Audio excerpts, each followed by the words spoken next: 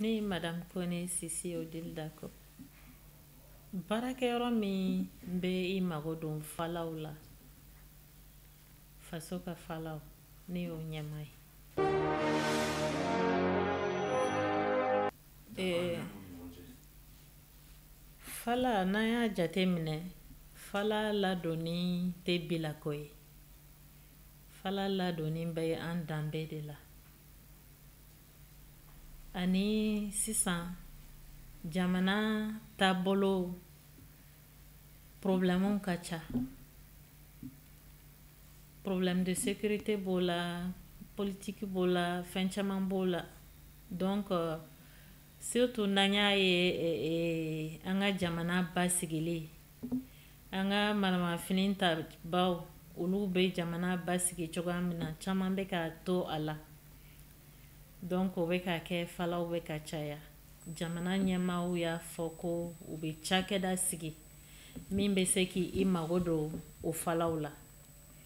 An ka service créera o de kama. A créera en 2016. Gafela u b'a fɔ ko loi 058 du 27 décembre. O de ye PPU sigi sen kan. Mais cakɛda yɛrɛ créera par la loi 011 du 12 février 2018. Donc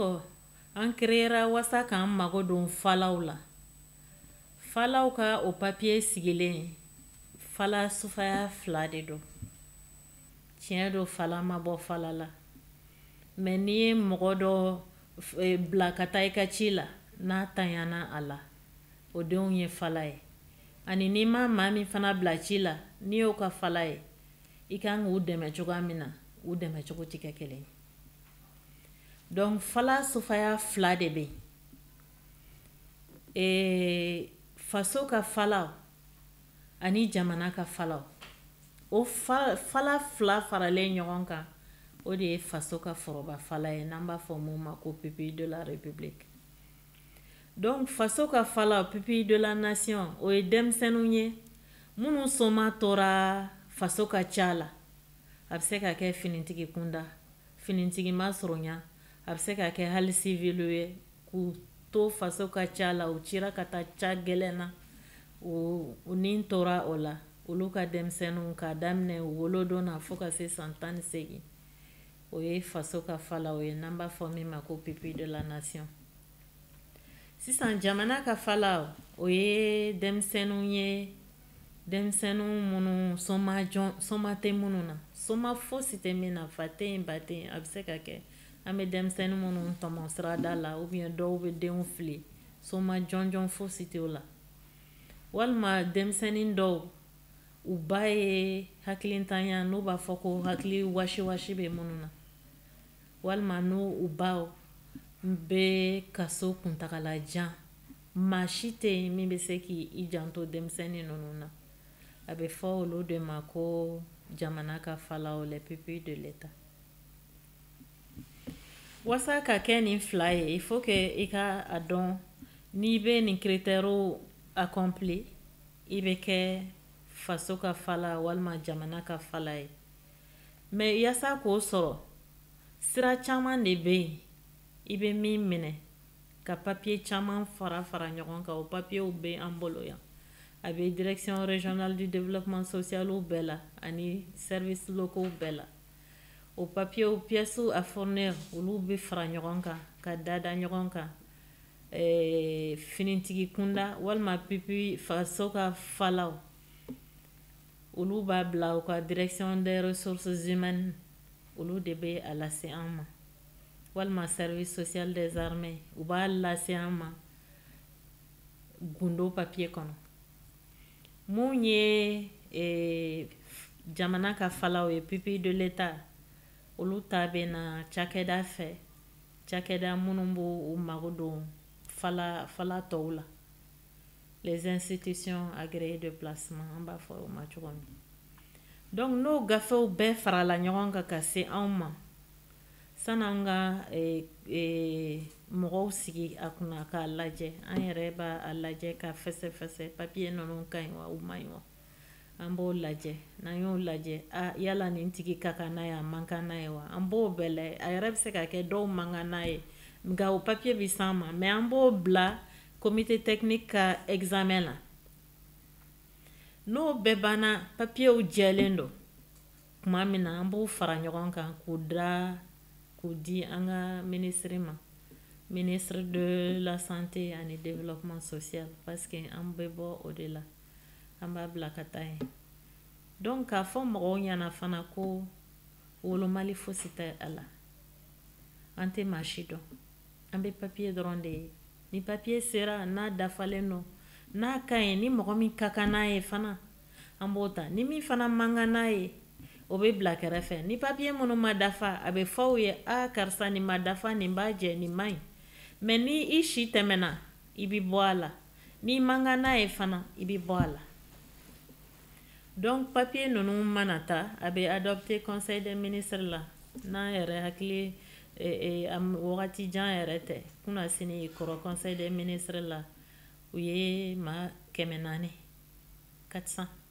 denmisɛnnin 400 u y'o de ta k'o kɛ PPU ye faso ka foroba falaw parce que a qualité 2 bɛɛ tun b'o la donc n'o o kɛra sisan a bɛ fɔ ko fala ninnu u bɛ reconnaître cogoya jumɛn officiellement ça veut dire que jamana ɲɛmɔgɔw ou bien en tout cas jamana mabaw olu de kan ka reconnaissance officielle kɛ carte bɛ bɔ a bɛ d'u ma donc ni u ye qualité de PPI sɔrɔ hakɛ de bɛ min bɛ d'u ma o hakɛw ye mun ye kɛnɛya furakɛli dali fura a bɛɛ ye falaki ye o ye mun ye fana kalan école sara ani min fana ka ɲi tuguni min bɛ d'u ma minnu bɛ enseignement supérieur la bourse dagalen bɛ olu ye critère fosi t'o la bourse dagalen on dit que la bourse entière est due à un PPI o fana bɛ di olu ma a dagalen bɛ fana an ka musakanin dɔ fana di minnu yɛrɛ ye a dɛsɛbaatɔw ye kosɛbɛ ani fana ko denmisɛnnin ninnu ɲɛnajɛ ko ani ka fɛn dɔw découvert o fana bɛ se ka kɛ u ye donc an ka service créera nin y'a san 3 ye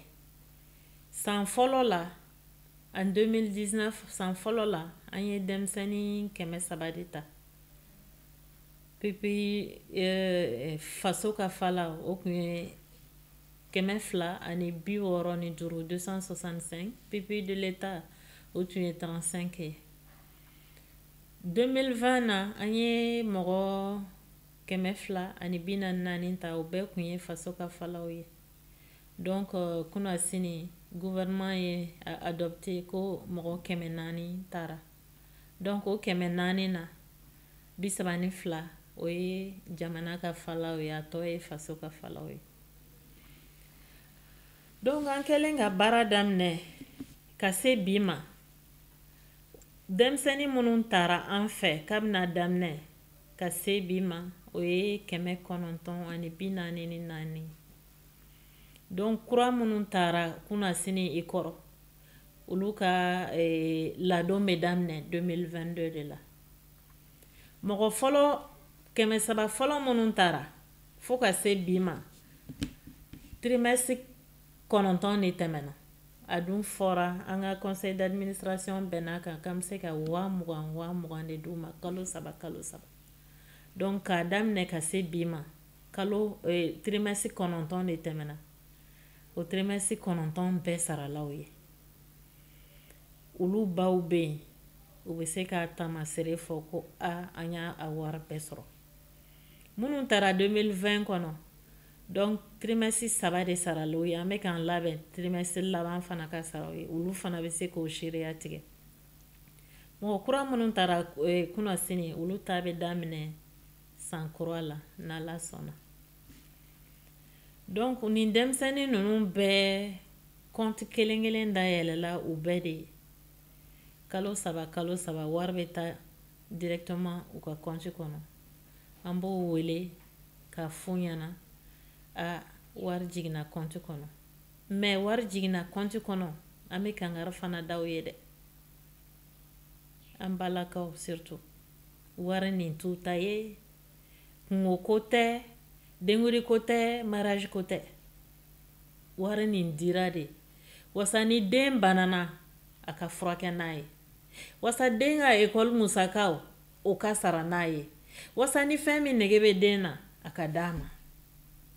u k'a faamuya ka taa n bɛ taa mariage la n bɛ taa nin kungo la o tɛ parce que an y'a ye an ka lakɔlɔsili y'a yira dɔw yɛrɛ n'an ko an bɛ taa école de la ka taa lajɛ u bɛ sɔrɔ ka boli biribiri ka taga wari sara i y'a dɔn n'an tun ma a jate minɛ ka to ka taa bɔw ye ka taa lajɛ école la u bɛ kalan na wa u tɛ kalan na wa an tun t'o bɛɛ jate minɛ an y'a jate minɛ fana an ka visitew la an ye école 216 an y'o de kɛ 2021 na awɔ an y'a jate minɛ fana famille ninnu bɛɛ an taara u bɛɛ de la an y'a ye dɔw yɛrɛ an jɛra an kumana an masala an y'u tɔbɔtɔ an ye conseils d'u ma appui psychologique an y'o bɛɛ k'u ye parce que ka mɔgɔ dɛmɛ wariko dɔrɔn tɛ n'i m'a tigi lamɛn i m'a bonya n'i m'a ka kungo dɔn i m'a bonya donc o de bɛ ɲɔgɔn dafa appui matériel et appui moral UNAPIMA sigira o de kama donc k'a daminɛ bi ma a sigidon ma fo ka se bi ma an ye baara minnu kɛ nin y'o kumabaw ye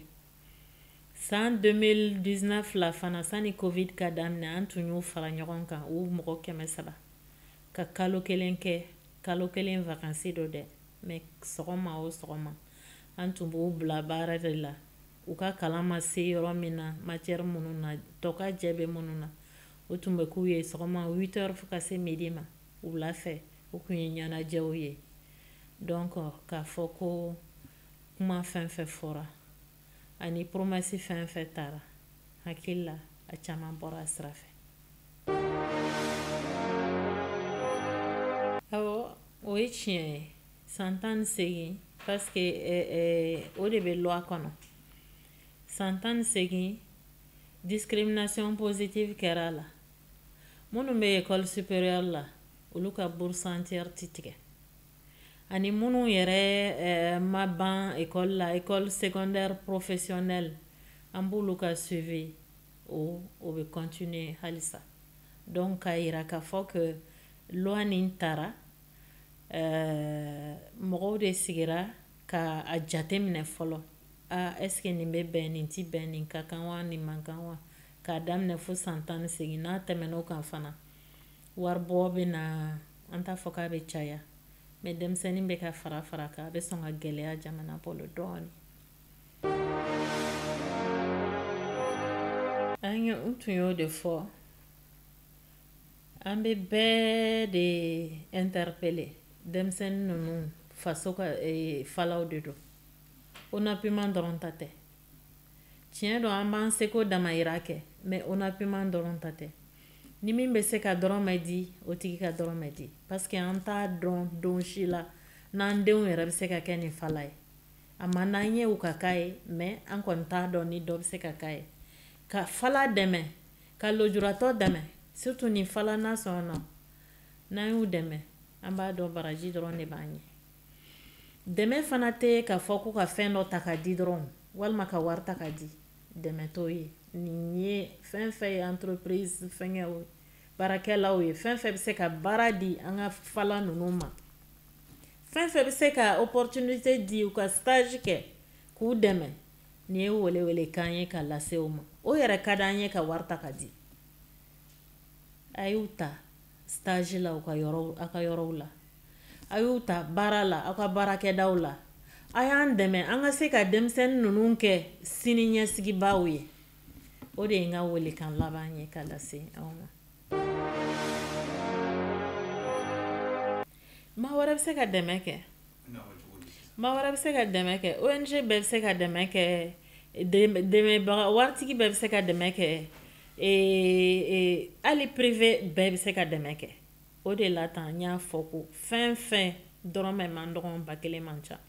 fɛn fɛn bɛ fɛ ka denmisɛnnin ninnu dɛmɛ kɔnti dayɛlɛlen b'u ye n'a y'aw ja yɛrɛ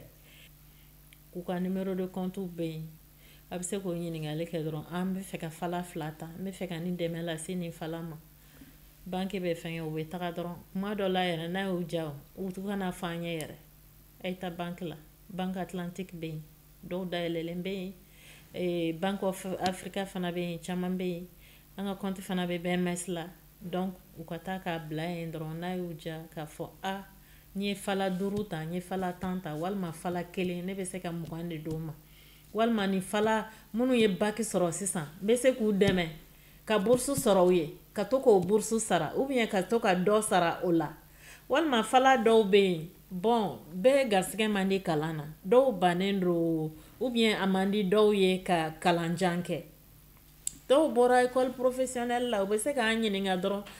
jɔn ni jɔn bɔra nin spécialité la ou bien mɔgɔ joli bɔra an bɛ se ka baara di nin tigi ma kɛ o fana bɛɛ bɛ yen o fana bɛɛ bɛ yen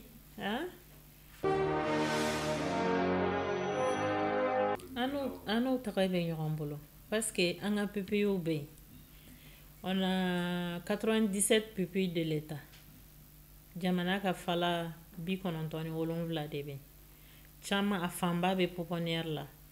a tɔ bɛ VSOS la fana donc k'u fo k'u waleɲuman dɔn an bɛ baara kɛ an n'u bɛ jɛ ka baara kɛ an ka wari min bɛ di PPI de la nation ma o wari kelen de bɛ di u fana ma donc PPI ninnu n'u kɛra faso ka foroba fala ye faso jɛ de don o tuma na différence fosi tɛ kɛ u ni ɲɔgɔn cɛ u bɛ minɛ cogo kelen min na tɔw fana bɛ minɛ o cogo kelen de la merci.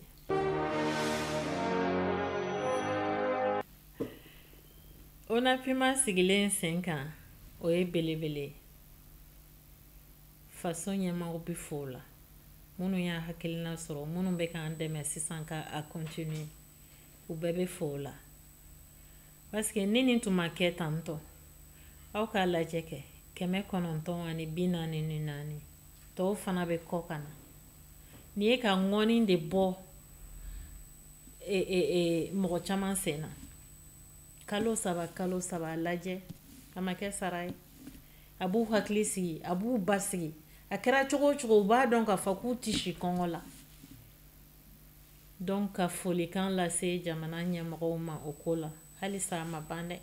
don o don dɔ de bɛ fara a kan donc ni dɔ farala kan fo a fɔra ko wari min bɛ di o ma dɔ ka fara o kan fana